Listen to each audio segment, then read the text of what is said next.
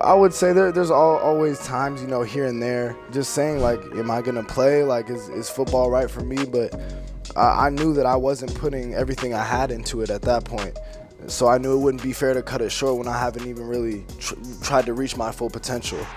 Since arriving at Nebraska, the potential of Samori Toure has been on full display. In Lincoln and before, a trusted target for every quarterback he stepped onto a football field with during his collegiate career. Sets, throws, passes, caught down the field by Toure. The stats are gaudy, the records list lengthy. Yet, if you rewind to the fall of 2014, it was a different story. There weren't many passes coming in the direction of the then high school sophomore. Didn't really play too much. I was on JV, but then an opportunity came my way where some guys left the program, and it was basically next man up. And I took full advantage of it. My junior year, had a good season, and I told myself, I'm going to take this seriously. So in that off season, went to some camps, played some 7-on-7, and started really working on my craft, and it paid off my senior year. The hard work paying off to the tune of over 1,200 yards and 15 touchdowns as a senior in 2 seasons playing varsity. Single game, single season, and career, breaking just about every receiving record at Westview High School in Portland, Oregon. Even still, Samori was very under-recruited. With just 2 collegiate offers in hand and less than 2 weeks from signing day, picking up a last-minute partial scholarship offer from Montana. It definitely put a chip on my shoulder, It was really frustrating, and I think it's something that a lot of kids across the country can relate to because, it's a lot of guys that aren't being recruited as they feel they should be. And it is a little disappointing, but you can't let it hurt you or let you stop trying to make it to the D1 level, because your opportunity will come at some point. And, whether it's D1, D2, or even JUCO, playing football after high school is a privilege. And Samori embraced that privilege at FCS Montana, where once again he became a record breaker.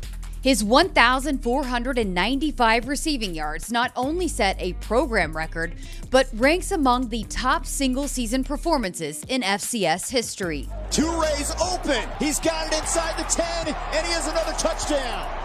Samori Toure does it again. He also owns the single-game record with 303 yards in the second round of the FCS playoffs in 2019.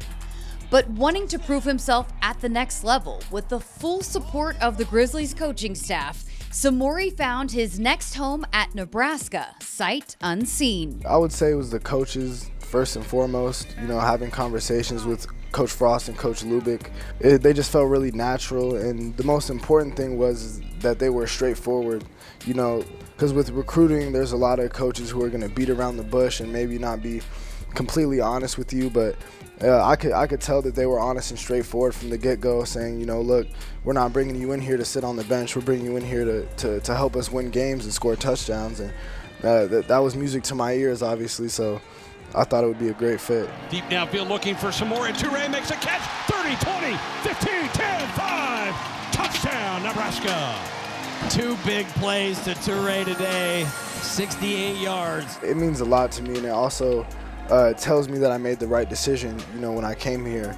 It was a decision of faith, just going off a few phone calls. I'd never taken a visit out here, never been to Nebraska before, but just it kind of shows that I had the right mindset, with my gut feeling, and it feels rewarding to know that I made the right decision. Number 3 is no stranger to the end zone. But that first trip in the Huskers uniform felt a little bit different, as was on display by the celebration. Adrian pitches it back to Samori to the 5. He is in. Touchdown, Nebraska. 7 years ago, he was not catching many passes, not scoring touchdowns, questioning if football was for him. Now, it's quite a different story. From doubt to dreams becoming reality, thanks to a commitment to his potential. It's really crazy to think about, like, all the what ifs that could happen. Like if I didn't decide to take it serious, I don't know where I would be right now. But just really committing yourself to something is something that can take you a really long way. Whether it's football or whether it's any job you have, just being fully invested And having that plan A mentality is something that can take you really far. What would be your message, to those kids right now that are sophomores and juniors in high school and not on the varsity team and thinking, what am I going to do? Can I even chase my dreams? Exactly, and I'll just say, look at me. I was in the same exact position they were, and a bunch of kids across the country, and I'll tell them the same thing that I was telling myself, TTP, just trust the process and have faith in God and have faith in your abilities, and you can do whatever you want.